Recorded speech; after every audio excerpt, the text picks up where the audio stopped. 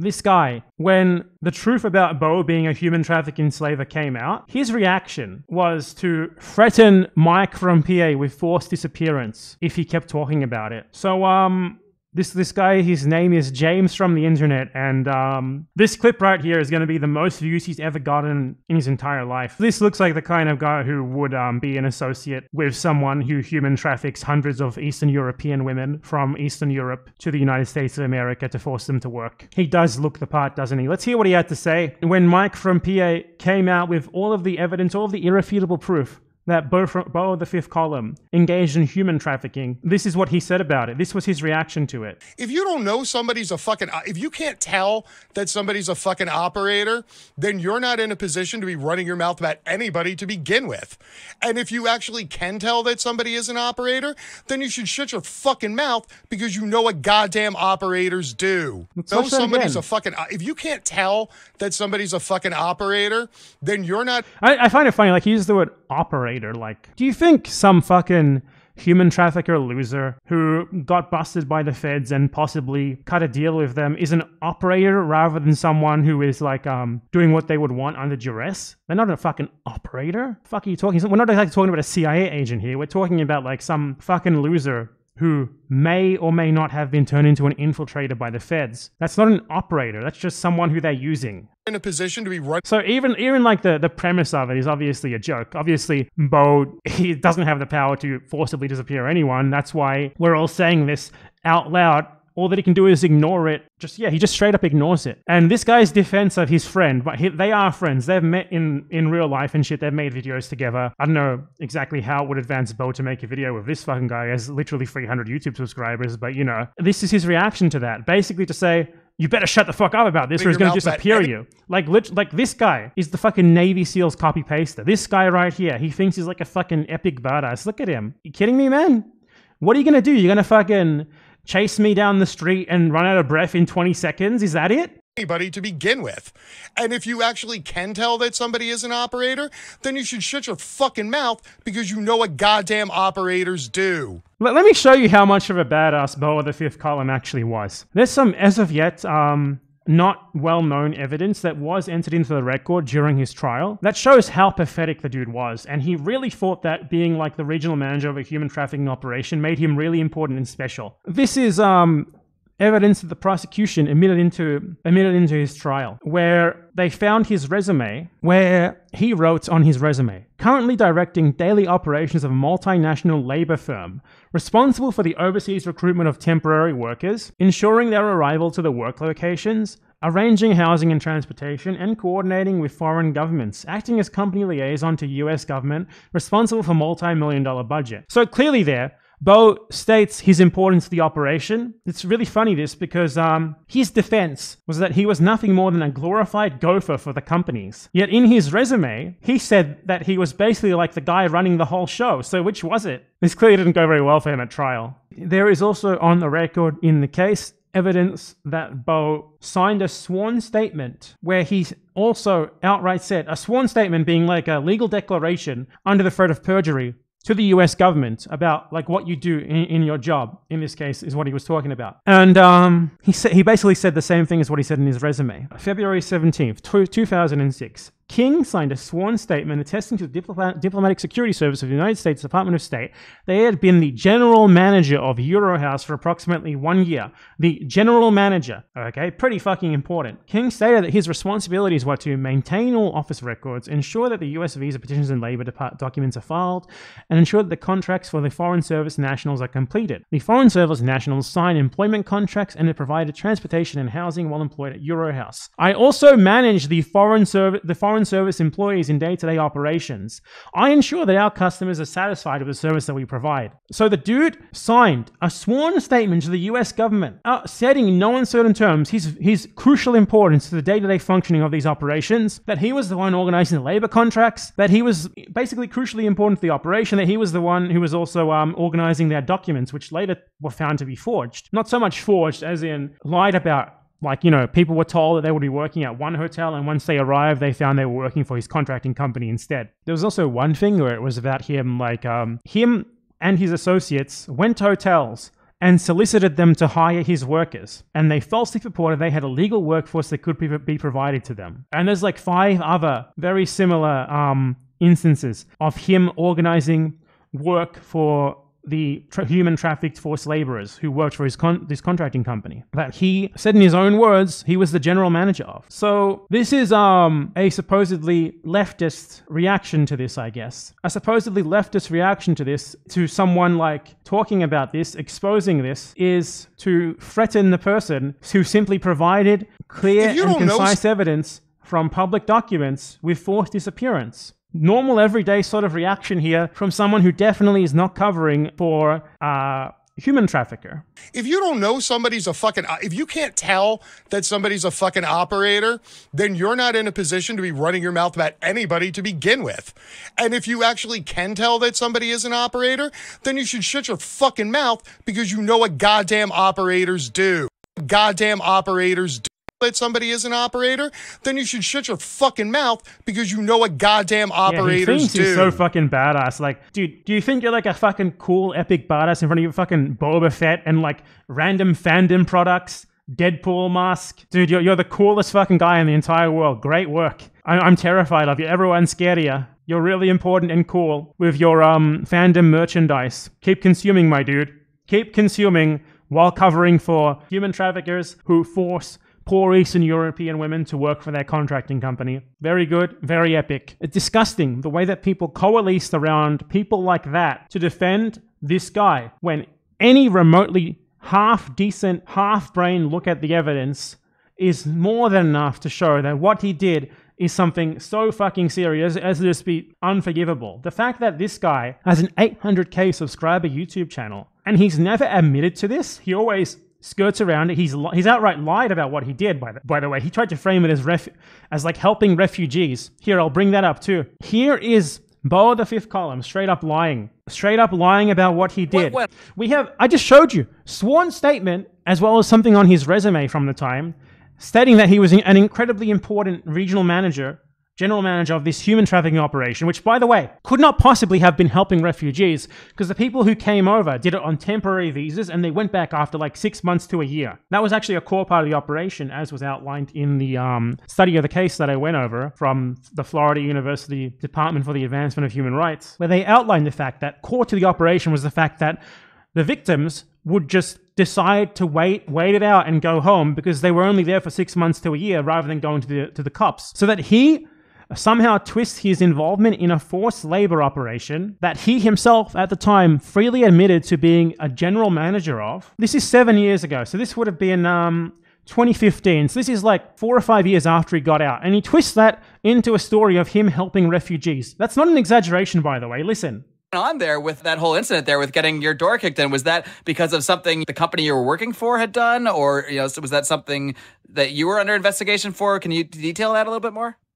Well, basically, I worked for a company that did refugee recovery. We got refugees out of bad countries. You notice how different his voice is? You notice how that is also fake as well? Be Eastern Europe, Central Asia, wherever. We started working in Uzbekistan. A country that brought refugees over from Uzbekistan. That can only work if you don't know anything about Uzbekistan. This much is my personal theory. It's like saying, we were helping people from Kazakhstan because you just heard about it from fucking Borat and relying on the audience to not know what the fuck you're talking about. Pakistan was a U.S. ally at the time. They were also really, really, really evil to Jewish people. We were getting them out, and he claimed that he was helping Jewish refugees to escape Uzbekistan, which is apparently like a hotbed of anti-Semitism at this time, when what he was doing was bringing in young Eastern European women aged 19 to 23, primarily from Bulgaria, to work for him and his contracting company from 6 months to a year after being lured there on false pretenses in order to be able to pay them below minimum wage and contract them out to a bunch of hotels. More details as well in this document. The government presented witnesses from Destin West, which was one of the hotels, who claimed that Destin West paid Justin King approximately $2,000 for the labor contracts that he organized with them. And this might be untrue, but his co-conspirators said that they were not aware of this contract. So if it is true, that means that Justin King was so important to the operation that he was independently organizing contracts himself that his co-conspirators did not know about, and he was profiting from them. Also, in another case, a contract that was found during a federal search warrant execution on his house recovered a contract agreement between LGM Inc. and Eurohouse Holding Corp., signed by a signature appearing to be that of King and someone else named Stephen Murphy. The contract is an agreement in which they agreed to pay a fee of $1 per hour of work from Eurohouse. And all of his co-conspirators deny that they knew of this agreement. So now his co-conspirators could just be lying here, but either way, you can clearly see they were getting paid on top of the pay of the people who they were renting out, of the basically slaves who they were renting out. They were getting paid for the work that they did. $1 per hour of work that they did. And in one case, as I showed in the previous video, one of them was working 80 hours a week with no overtime, because King and his co-conspirators were cutting her paychecks in two in order to avoid paying her overtime. You know, they were saying that the paycheck was from 2 different weeks when it wasn't. So she would work 80 hours a week, and then they would cut them in two and say that she was working 40 in one week and 40 in the next, so they could not pay her overtime. Now, it could be that his co-conspirators did know about this, and they were in on it as well. Let's say that. Let's say it was actually $1 split between 4 of them. Then that would have been 25 cents each per hour of work worked by the forced laborers. They're still profiting off the forced labor, off the top of it. On top of the fact that King was getting paid thousands of dollars for his the middlemaning that he was doing between the companies and his contracting firm. So this shit is totally fucked. Imagine you see all this shit, you see all this evidence against him, this overwhelming evidence officially entered into the record during the trial. And this shit where he claims that he was smuggling refugees. I just want to play this again because this shit is incredibly abominable. This is like claiming that you are harboring Jewish refugees during the Holocaust or something, like saving them. And then it comes out later that you were actually keeping them in your basement and enslaving them to make a profit off them. It's on that level of insane lying. Listen. What went on there with that whole incident there with getting your door kicked in? Was that because of something the company you were working for had done? Or, was that something that you were under investigation for? Can you detail that a little bit more? Well, basically, I worked for a company that did refugee recovery. We got refugees out of bad countries, whether it be... A company that did refugee recovery. So he's not just lying about his role, right? That's very, very, very, very, very telling. He said the company was dedicated to refugee recovery. He's not just minimizing his role, his motivation here. He's lying about what the entire operation did and what it was for. That's even worse than what I remember. Eastern Europe, Central Asia, wherever. We started working in Uzbekistan, and this much is my personal theory. Uzbekistan was a U.S. ally at the time. They were also really, really, really evil to Jewish people.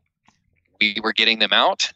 There's nothing in any of the evidence presented in his case, by the way, to do with Uzbekistan or Jewish people. Most of these women were from Bulgaria. And we were visited by State Department, and they told us to stop. And I don't know if you've ever met any military contractors, but when you say something like that to them, especially when they've already been paid, you're likely to get, the middle finger, which is what happened. And they showed us. A few weeks later, we all had our doors kicked in and all got arrested.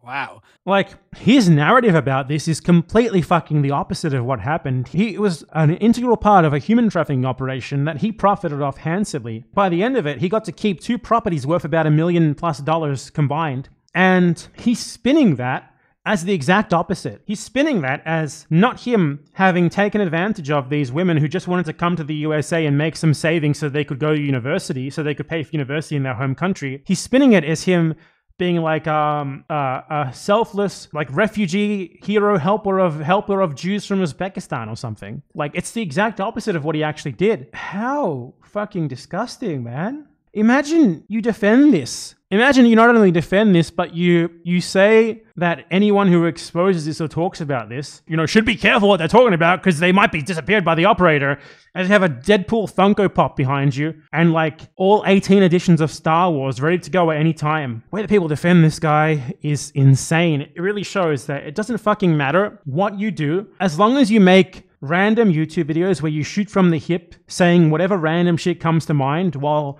putting on an act and cosplaying and literally LARPing, by the way. These people accuse me of LARPing as a Latino because I speak Spanish sometimes. because it's my second language and I speak it sometimes. This guy literally LARPs as like a white southerner, which is not what he is. He has 800k subscribers and he's beloved by like all these people who will never ever talk about the absolutely insane shit that he has done and that he continues to lie about to this very day. He's never even owned up to it, let alone provided any restitution to his victims from the millions of dollars that he made from exploiting them, and nor from the millions of dollars that he's made from his YouTube channel. And all is forgiven. He doesn't even need to do anything to be forgiven. He doesn't even need to admit to it. He doesn't even need to come clean. He doesn't need to help the victims in any way, shape, or form. All he needs to do is just make shooting from the hip, borderline incoherent YouTube videos in his garage while LARPing as a white southerner from the USA, and always forgiven for human trafficking and forced labor, I guess. And you better not talk about it, because you know what operators do. Have you seen my Deadpool Funkopop?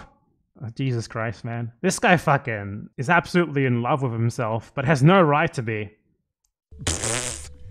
I don't. The state does not fucking dictate morality. The state gets to dictate legality, and I can fucking live without the state's version of fucking legalized morality. You know, the same country that's, oh, it's illegal to gamble, unless, you know, it's legal state gambling.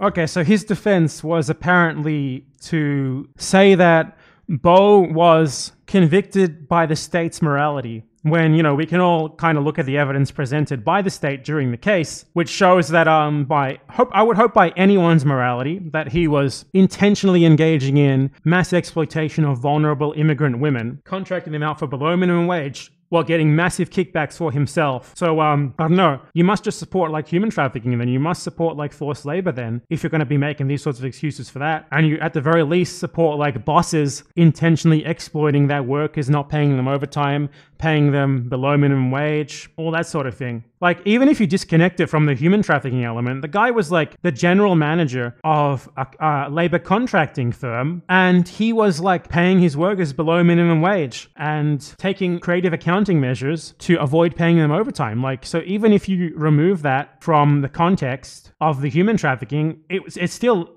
fucking awful and unforgivable, and certainly not the state's morality. Oh my god. Just busting out whatever he could think of to defend the human trafficker. Amazing stuff. It's not even anarchist. Not even. The guy's like a fucking Democrat shill. Like, when I went to his stream chat, his defense was like, did you know that I worked for like a Democrat propaganda organization once? Okay. I mean, you might as well just held up your fucking Deadpool Funkopop and done a soy face or something, man. It's just probably more impressive than the thing that you cited to your credit.